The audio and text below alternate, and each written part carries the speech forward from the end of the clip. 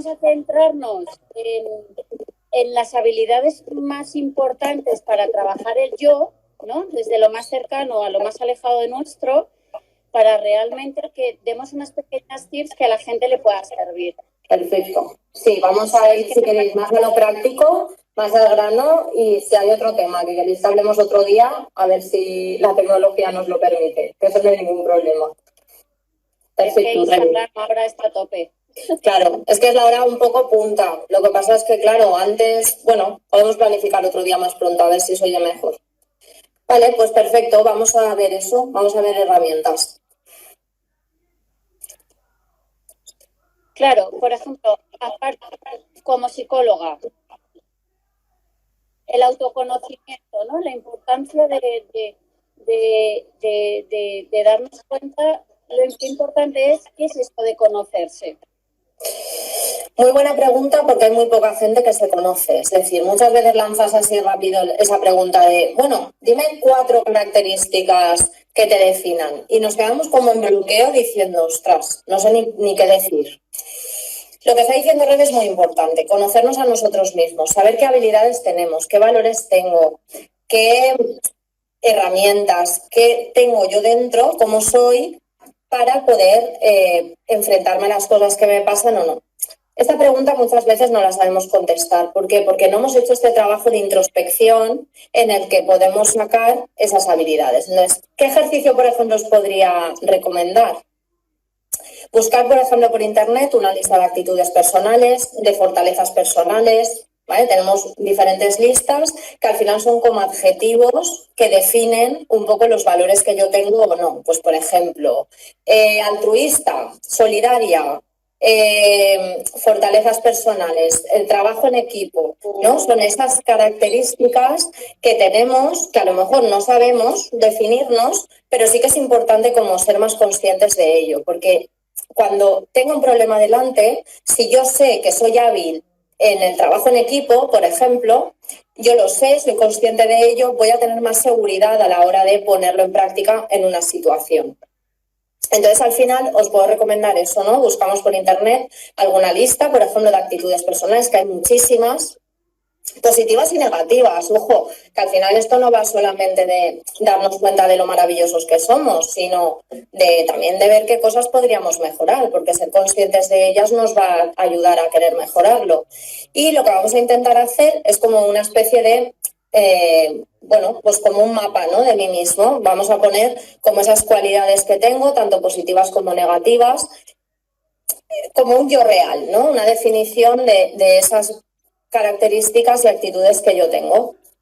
¿Esto para qué va a servir? Pues simplemente para lo que estamos diciendo, para conoceros mejor, para poder definiros, para poder decir, bueno, pues yo soy esto, pero también soy esto, ¿no? Tengo estas capacidades. Es un ejercicio súper simple, pero si os dais cuenta, seguramente nadie lo ha hecho. Mira, ya que os tenemos aquí a mucha gente, 47 personas, ir poniendo por el chat. ¿Quién ha hecho este ejercicio alguna vez sin que se lo hayan mandado un psicólogo o sin que se lo hayan recomendado, por ejemplo, en un libro? Por interés propio, ¿no? Probablemente muy pocos de los que estamos aquí. Por ejemplo, eso sería un ejercicio simplísimo que podemos hacer cualquiera de nosotros. Claro, por ejemplo, ya nos conocemos un poco, ¿no? Ahora viene esa parte de gestionar lo que siento con mis emociones, ¿no? Esto es muy importante. ¿Qué es la regulación emocional? Porque hay mucho me tengo que regular. ¿Qué es eso? ¿Qué significa eso? A ver, la regulación emocional depende mucho de esto que estamos diciendo. Es decir, yo me tengo que conocer a mí misma, saber qué habilidades tengo y qué cosas tengo que mejorar, y sobre todo tengo que conocerme cómo yo reacciono ante diferentes situaciones, porque hay situaciones como disparadoras que si yo conozco previamente va a facilitar bastante mi autorregulación en esa situación, ¿vale? Vamos a imaginar que a mí, por ejemplo, hablar de política es una situación activadora, ¿vale? Es algo que yo tengo poca tolerancia o soy poco flexible ante una opinión política distinta a la mía. Conocer esto, que esa situación para mí es un disparador, me puede ayudar que en una situación, cuando ese tema surja, Decir, Amparo, ojo que vienen curvas, ¿no? Viene un tema que para ti te desestabiliza mucho. Entonces tengo que empezar mi protocolo de autogestión. ¿De autogestión de qué? De primero reconocer mis emociones, ¿vale? Esto es un tema también que podemos aquí poner sobre la mesa, de que la gente en general hay mucha analfabetización emocional. La gente no sabe decir cómo se siente, ¿no? Esta pregunta yo la hago muchas veces en consulta, a lo mejor, bueno, y esto, vale, esta situación, ¿cómo te hace sentir? Y la respuesta es mal. Mal. Mal no es una emoción, señores. Mal no es una emoción. O sea, ¿mal qué es? Enfadado, triste, irritado, abatido, decepcionado. Mira, a ver qué te parece. Voy a dar una herramienta que es maravillosa para empezar a hacer alfabetización emocional. Genial. Desde pequeñitos a los adultos. Y es empezar haciendo un diccionario de emociones. Por ejemplo, vamos a empezar con los pequeñitos, ¿vale? Vamos a buscar fotografías nuestras de personas cercanas o incluso de revistas, da igual, de internet, de donde sea, pero cuanto más cercano mejor. Con los pequeñitos vamos a empezar con 5 emociones, pues contento, triste, enfadado, el asco, que es de las primeras que sale cuando un niño hace... ¿Vale? Entonces es importante hacerle ver que es asco porque se siente asco. Entonces, el presentársela, mira, cuando tu cara, la sonrisa hace así, los ojos se abren, esto se llama alegría. ¿Y qué te pasa cuando te sientes esto? Pues esto y esto. ¿Y qué cosas me producen a mí esto? Esto y esto. Esto, para los niños, es una ayuda increíble. Igual que les presentamos los números, vamos a presentarles esto que llamamos emociones. Muy bien. Subimos de nivel. Adolescentes, pues exactamente igual. A lo mejor ellos no necesitan que pongan fotos, pero sí que busquen, identifiquen situaciones. Porque ellos, sobre todo en ese mundo social, es más relacionado con lo que provocan sus relaciones con los demás. Adultos, pues de adultos exactamente lo mismo. Ostras, es que yo estoy sintiendo esto otro. Importante, sí. Una herramienta para conocerse, para empezar a hacer alfabetización emocional, un diccionario de emociones. Y esto hay que trabajarlo desde chiquititos, porque esto es como todo. Si yo desde el principio voy aprendiendo a identificar que muy a menudo estoy triste, pero es que sé que estoy triste porque conozco que eso es la tristeza. Pero es que los adultos pasa igual, pensamos que los adultos tenemos más alfabetización y no. Y no, entonces yo de verdad animo a todo el mundo a que tenga una libretita donde vaya apuntando esa emoción nueva, los adultos que la definan como tal, que hagan una descripción. Con los pequeñitos, por ejemplo, no saben poner palabras, entonces sí que ayuda mucho a dibujar. Cuando están enfadados, por ejemplo, venga, dibuja, ¿cómo está ahora mismo? Bueno, me acabo de acordar de mi gordita, de mi Daniela, de mi sobri. Por ejemplo, Daniela, ¿cómo te encuentras ahora mismo? Y dibújalo. Y entonces, por la forma en que pinta, podemos ver, y entonces, ¿cómo se está sintiendo? Entonces podemos ayudarle a decir, pues mira, esto que te está pasando se llama así, ya que te pasa esto, pues esto pasa cuando uno está enfadado. Entonces, si esto lo hacemos desde chiquititos, un niño con 2 años, es que incluso con 1 añito ya se trabaja perfectamente. Entonces, lentamente. Si esto lo vamos haciendo, imagínate cuando uno tiene un adolescente, 14 años, un bagaje emocional, o sea, dentro de sus crisis hormonales, como se tienen con los crisis de menopausia y de lo que sea. Es inevitable, que es evolutivo y hay que vivirlo también. Claro, pero al final, ¿qué pasa? Que lo vives de otra manera.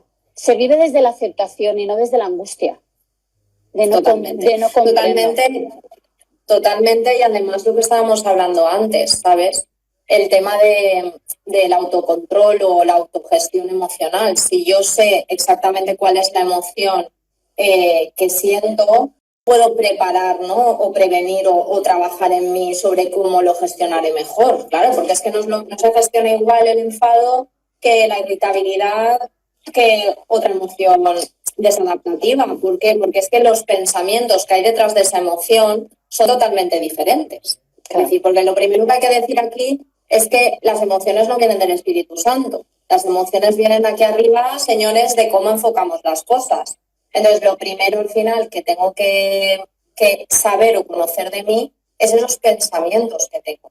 Y mira, eso me va a ayudar a gestionar mejor esas emociones. Mira, esto que has dicho, Amparo, es súper interesante, esto de que no viene así ¿no? Porque es importante que aquí habrá muchos padres viéndonos, muchos profes, que igual que enseñamos a los niños, o todos sabemos cómo funciona el aparato digestivo, hay que aprender cómo funciona nuestro cerebro. Y entonces es importante que tengamos claro que, bueno, el cerebro, ¿no? Tenemos nuestro cerebro reptiliano, que es el de la supervivencia, el de comer, vestir, vale. Luego tenemos el emocional, que es el que nos permite aprender o no. Si un niño se encuentra, o un adulto, en una plataforma emocional de miedo, por ejemplo, es, por mucho que te pases con un niño 14 horas enseñándole a sumar, no va a aprender, porque no pasa esa información al neocortes, no está preparado.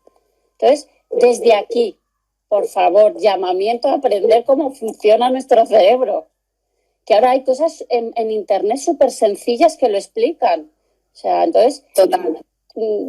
Es que me pareció súper interesante esto que has dicho, ¿no? Esto de no viene así.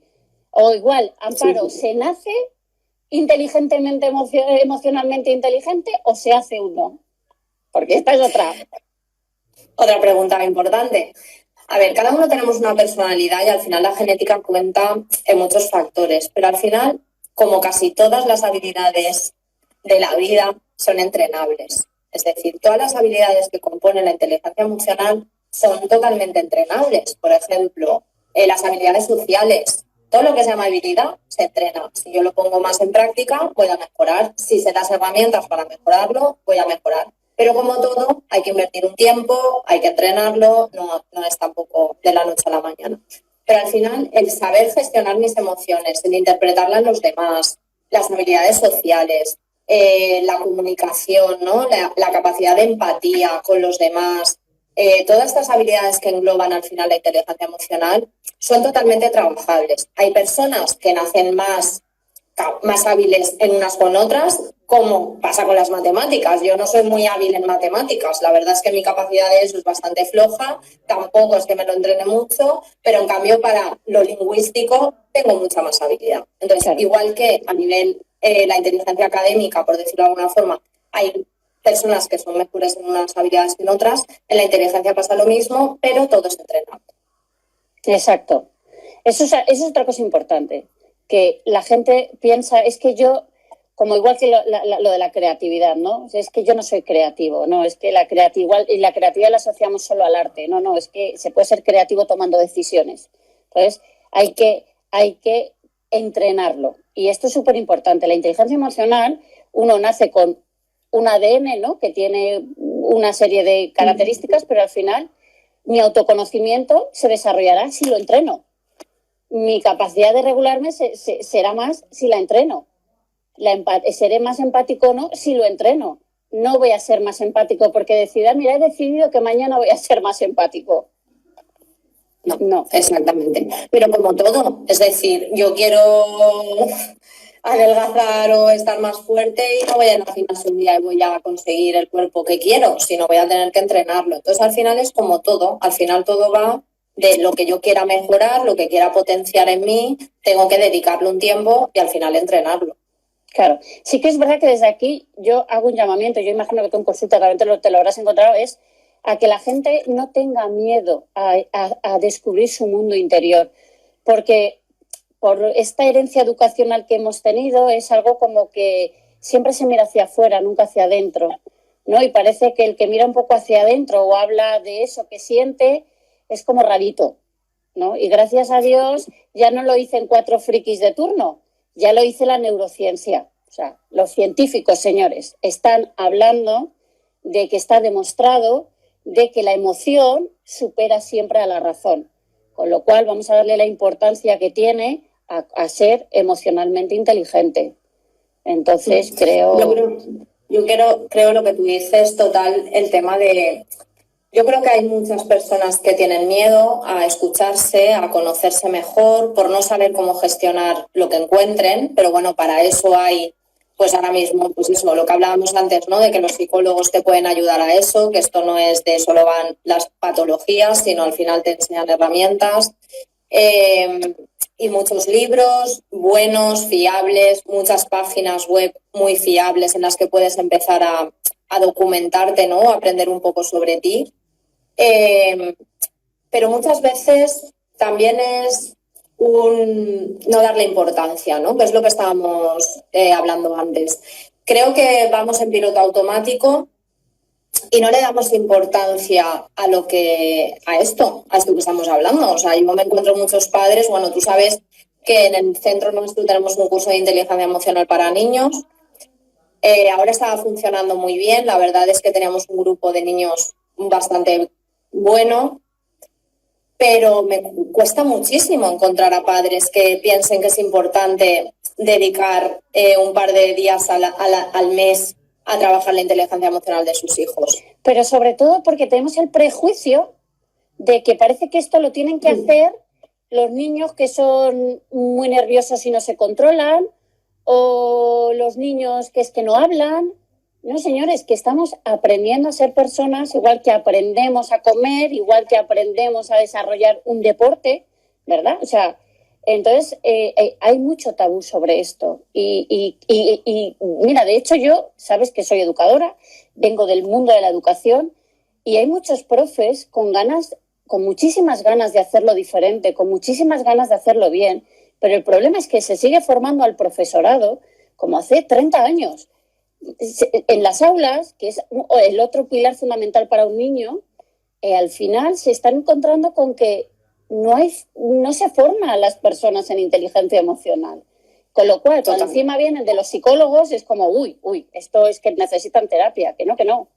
Que es que estamos haciendo... No, pues es que no tiene nada que ver, es que es lo que estamos repitiendo todo el rato y al final es lo que estamos hablando y lo que nosotras intentamos con este tipo de directos o con los vídeos que grabamos o con mi discurso, ¿no? Mi speech siempre va por el mismo sitio. O sea, yo no trabajo con pacientes o gente enfermita. O sea, la gente que viene allí, la inmensa mayoría de gente, el 99,9%, son personas que han vivido situaciones, rupturas, bloqueos de no saber qué hacer, no soy feliz con mi vida, o sea, cosas que nos pasan absolutamente a todos, que me han pasado a mí, que te han pasado a ti y que en un momento dado eres inteligente. ¿Por qué? Porque en vez de seguir funcionando de la misma manera o con las mismas habilidades que tienes o que no tienes, decides ir al profesional que al final te puede enseñar otras herramientas, otras habilidades que nadie te ha enseñado. Porque al final, como decíamos antes, depende mucho de los padres que hayas tenido. Hay padres que pueden ser muy competentes emocionalmente,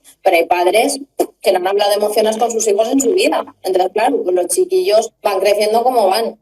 Colegio, lo mismo, te puede tocar una profesora muy competente a nivel emocional que priorice otras muchas cosas, como yo estoy muy contenta que existís, ¿no? Muchos profes que veis la educación de forma diferente, aunque os lo pongan muy difícil, ¿no? Para al final ponerlo en práctica. Pero si no topas con un profesor así y topas al final con un profesor pues mucho más académico, que al final no le da importancia a esto, pues al final el niño tampoco ahí aprende emociones. Entonces al final, pues bueno, pues una escalada de suerte, ¿no? Que tengas en la vida y llega un momento que dices, ostras, que no sé cómo gestionar esto, o estoy sufriendo demasiado, o me está durando demasiado esto, o no demasiado. O sea, quiero aprender o quiero crecer personalmente. O sea, no creo que para ir al psicólogo tengas que encontrarte mal, sino decir, oye, ¿por qué no, no? De hecho, ¿por qué no quiero aprender herramientas? De hecho, hay en muchos países que lo normal es tener un terapeuta. Simplemente porque has tenido una semana de estrés laboral tremendo y necesitas sacar hacia afuera. O a nivel personal, estás pasando por un mal momento y necesitas que alguien te ayude a hacer, venga, vamos a ver qué pasa. Claro. Has mirado esta perspectiva o lo estás viendo así, estás focalizando todo el rato en lo mismo. Y necesitas que alguien te pegue un golpe de realidad, ¿no? Que no te vale ni tu padre, ni tu marido, ni tu hermano, porque al final no es el mismo vínculo. En cambio, te lo dice una persona desde fuera, desde la objetividad, desde que no quieres no sacas ningún beneficio con esto, sino le planteas las cosas objetivamente y al final es ostras, pues Amparo, tienes razón, ¿no? O sí, no lo había pensado.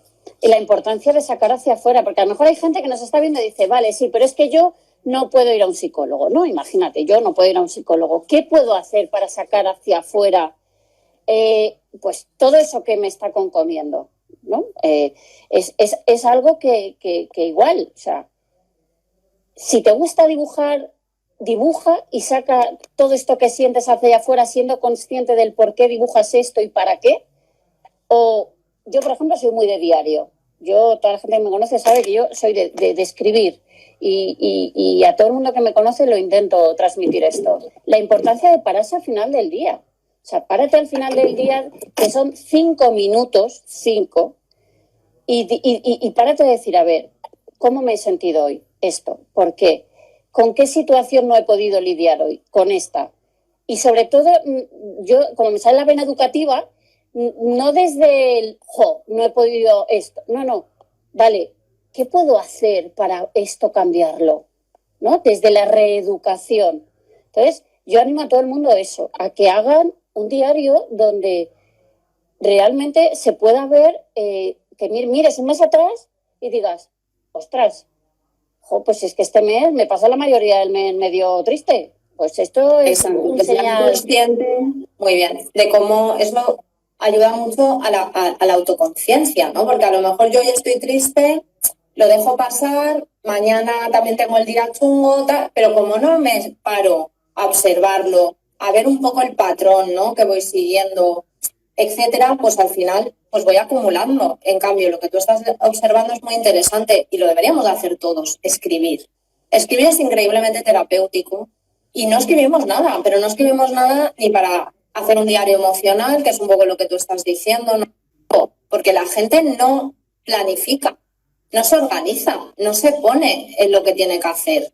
Va como libre albedrío. Entonces eso da una sensación de no ser productivo, muchas veces muy importante, porque hay que darse cuenta, si eres procrastinador, de que hoy se te han pasado las 18 horas que llevas despierto del día perdiendo el tiempo y luego no tengo tiempo, ¿no? Es que has estado con esto perdido.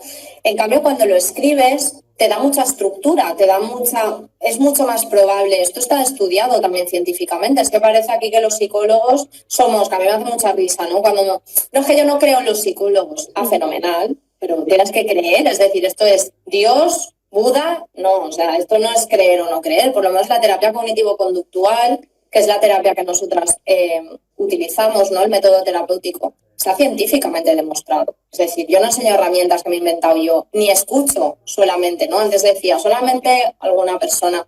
No, solamente con que te escuchen ya es terapéutico, ¿no? Estoy de acuerdo, ¿no? Expresar las cosas ayuda. Pero en nuestra terapia o en nuestro centro, la gente no viene a escuchar ni lo que yo digo, ni yo a escucharles a ellos. O sea, aquí venimos a aprender cosas, y venimos a entrenar cosas. De hecho, aquí tienes que venir al final con una carpeta, porque yo no entiendo la psicología o el tratamiento o el trabajo personal sin cambiar, sin entrenar las cosas, solo por hablar. O sea, eso no. También a mí me gustaría que la gente supiera que al psicólogo no vas a desahogarte. O por lo menos conmigo, si hay alguien que nos está escuchando que quiere decirlo, lo puede decir, o sea, conmigo no viene a desahogarse, para nada. El primer día sí eso que me cuenten la historia, pero vamos, que luego hemos acabado. Claro, pero sobre todo por eso, porque al final es reeducacional. Hay que aprender, porque si no es más de lo mismo, porque para que te escuchen ya tienes los mejores amigos. Los sacas para afuera y ya está.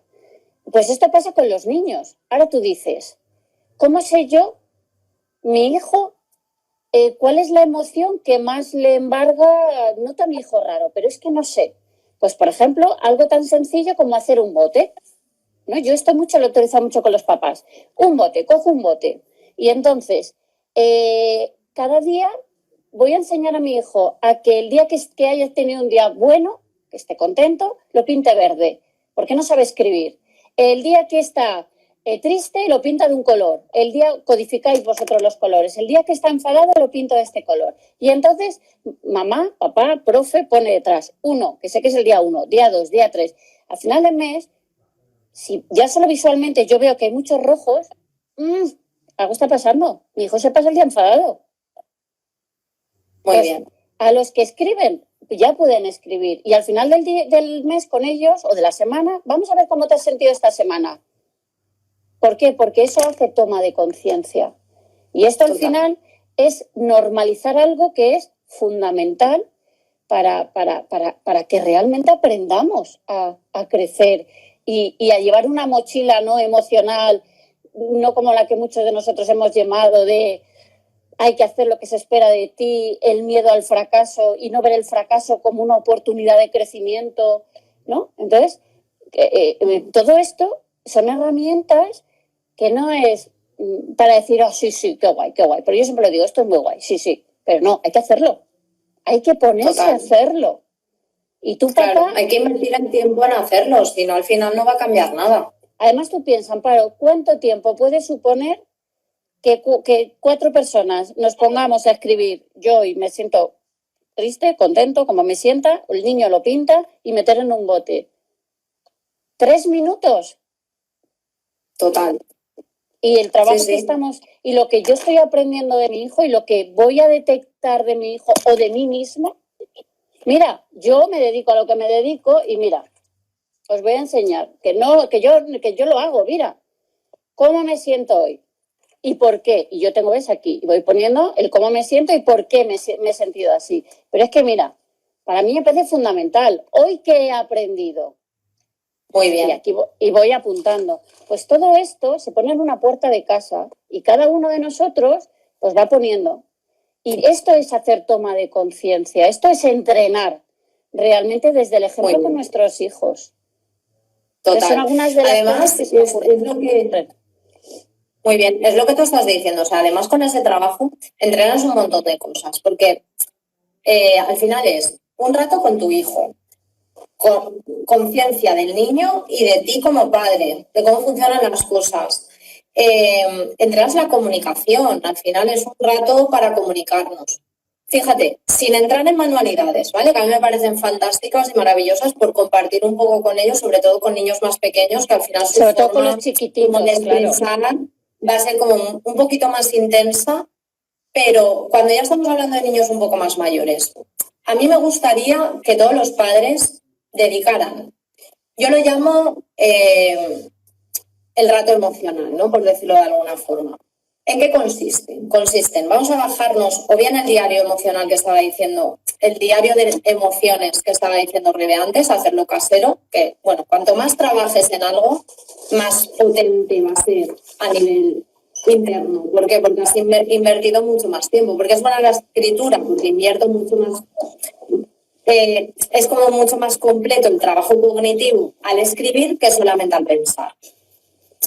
Pero vamos a ir a padres perezosos que no quieren invertir al final tiempo en manualidades o ahora mismo que la cosa no está para comprar cositas. Bueno, pues venga.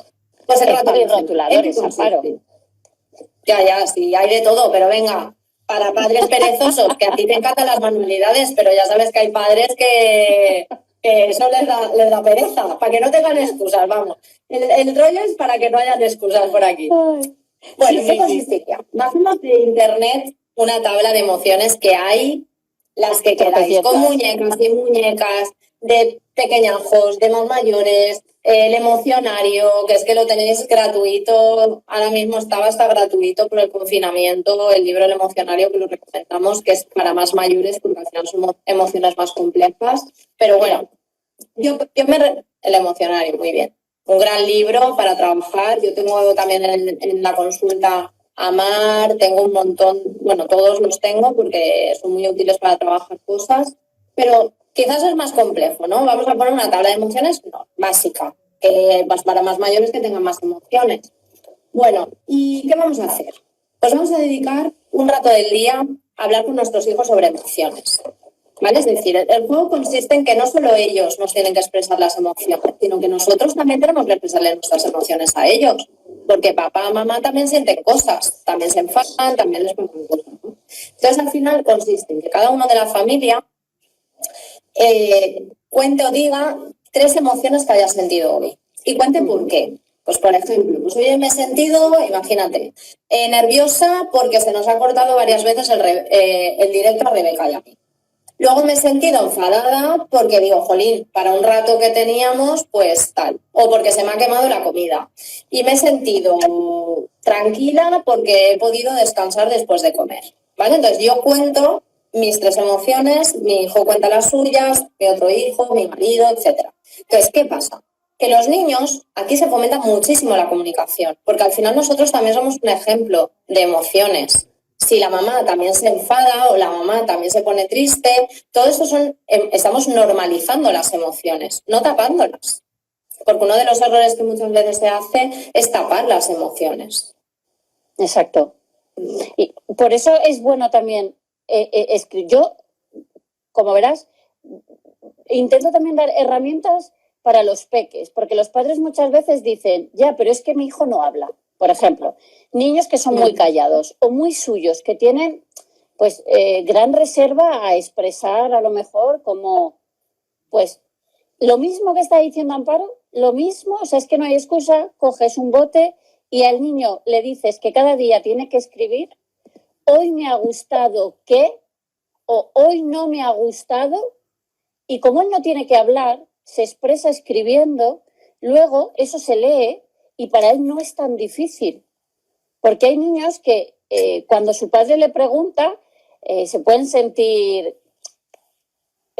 como a veces nos ponemos los padres, ¿no? En plan, a ver, ¿qué espera que le diga? ¿No? Entonces vienen como interrogados o como, pues tú lo tendrás en consulta. O sea, chavales que contigo se pueden tener la comodidad de decirte, pues es que me siento así que por cuando mi padre me pregunta y a lo mejor el padre no tiene ni conciencia de eso. Entonces, sí que es verdad que esto ayuda, ¿no?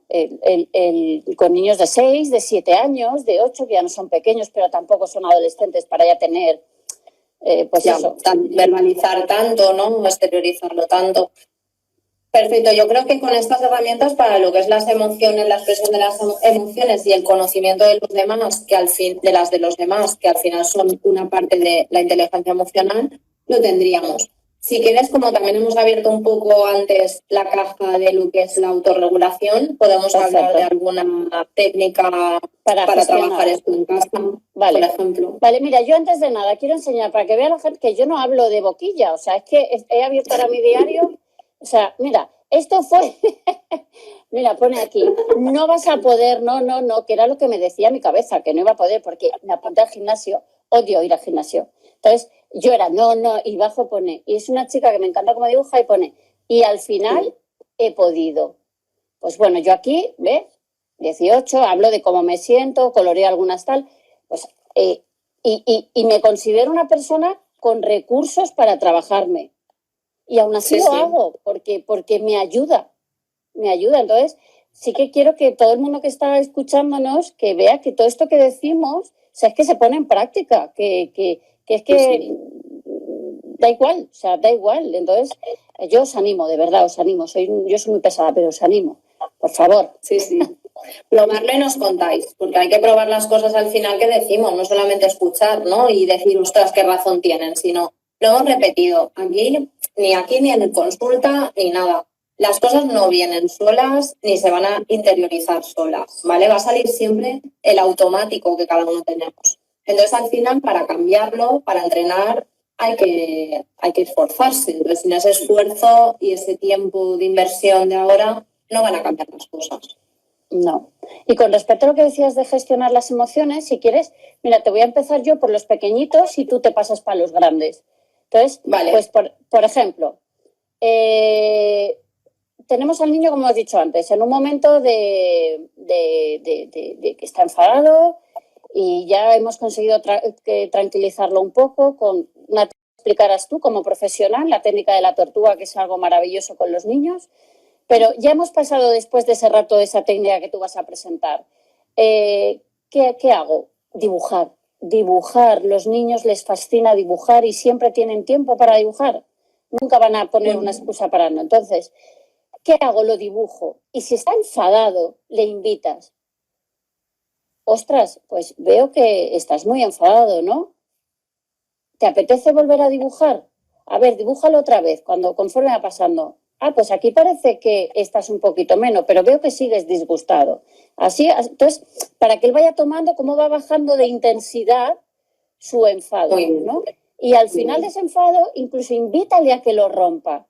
¿Te apetece que rompamos ese enfado? Porque ya se ha terminado.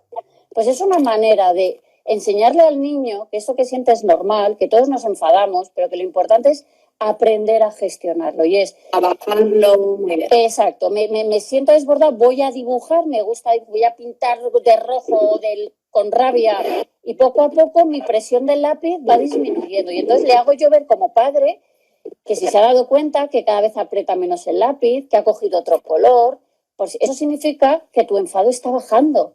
Pues es una herramienta maravillosa, maravillosa. Pero desde los 2 añitos a los 5, con los 7 incluso ya ese dibujo le pueden poner diálogo. Pero incluso de adultas y de adolescentes. Fíjate, yo tengo una chica que tendrá aproximadamente 16 años y le cuesta mucho expresar cómo se siente. Ella sabe que tiene ansiedad a veces, ella sabe que se bloquea, pero no me lo sabía explicar. Y entonces yo le dije, pues bueno, vamos a intentar. He utilizado este recurso varias veces y ha ido muy bien. Dibújalo.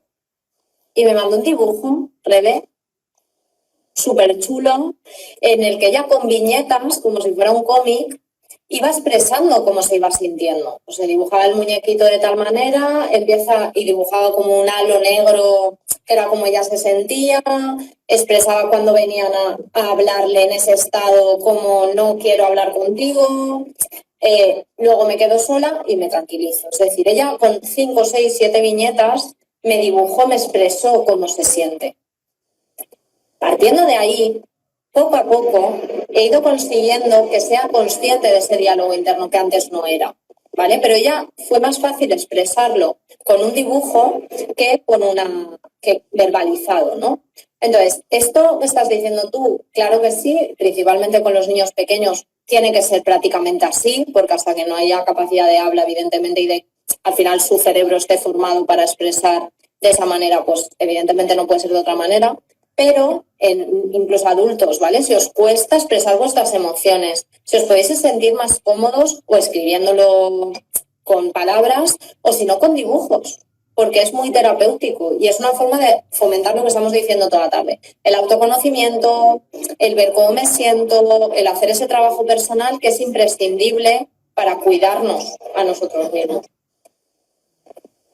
Sí, porque además...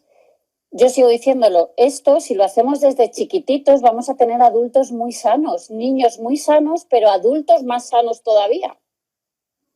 Total. Y esto es algo, ¿verdad? Y que no es tarde. Y lo que hemos hablado muchas veces, que no es tarde. Que a veces pensamos, ostras, ya, pero es que yo con los padres que he tenido, con esto tal, ahora cómo me pongo yo a trabajar en una inteligencia emocional con 30 años, con 40 años. Pues claro que sí.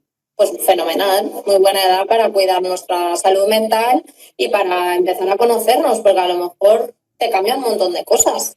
Yo lo hago todos los días, y siempre descubro algo. Y aún así siguen saliendo muchas creencias de estas que uno tiene y a pesar de que eres muy consciente las trabajas y algún día sale y no pasa nada. Y tengo que tener conciencia que es que llevo 45 años pensando eso mismo, que llevo 45 años entrenándome en eso y ahora pues tengo que hacer otro entrenamiento. Y no pasa nada. Es estupendo porque además lo importante es eso, ¿no? El darte cuenta de las crisis, ¿no? Cuando uno pasa una crisis personal, de personal, ¿no? Y es como, jolín, he aprendido, pero qué suerte tengo todo lo que he aprendido porque me ha ayudado en esta última crisis a salir antes y a salir mucho más fuerte.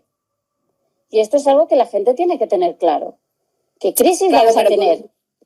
Pero por un tema que tú estabas diciendo antes, tendemos muchísimo a evitar el fracaso o a equivocarnos, cuando realmente donde se aprende es de ahí. Entonces, al final es romper también como esa barrera que tenemos con el miedo a equivocarnos, con el miedo a fracasar, con el miedo a que las cosas no salgan bien. porque de no salir bien nos dan experiencia y nos da tablas para la próxima vez que me encuentre en esa situación sea mucho más capaz de gestionarla. Porque me la he podido preparar por la experiencia o también únicamente por haberlo vivido. Ya no me pilla de nuevo, ya no es nuevo, ya no hay una parte de incertidumbre. Exacto.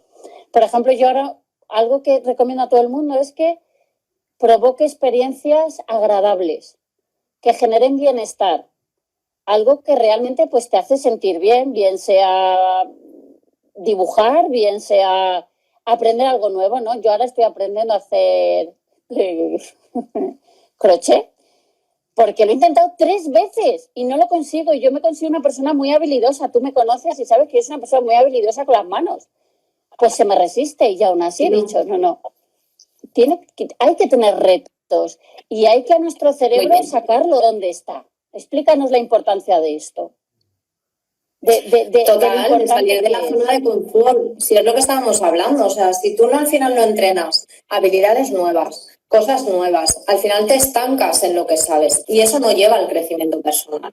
Al final una de las partes que nos va a llevar a la satisfacción personal es esto, es el retarnos, ¿no? Es el aprender cosas nuevas, porque ahí es donde te pones a prueba y donde te demuestras que puedes crecer, te fomenta la autoestima, porque al final es como que te superas, lo haces mejor, te sientes bien contigo mismo. Ahí es cuando pones en marcha el crecimiento.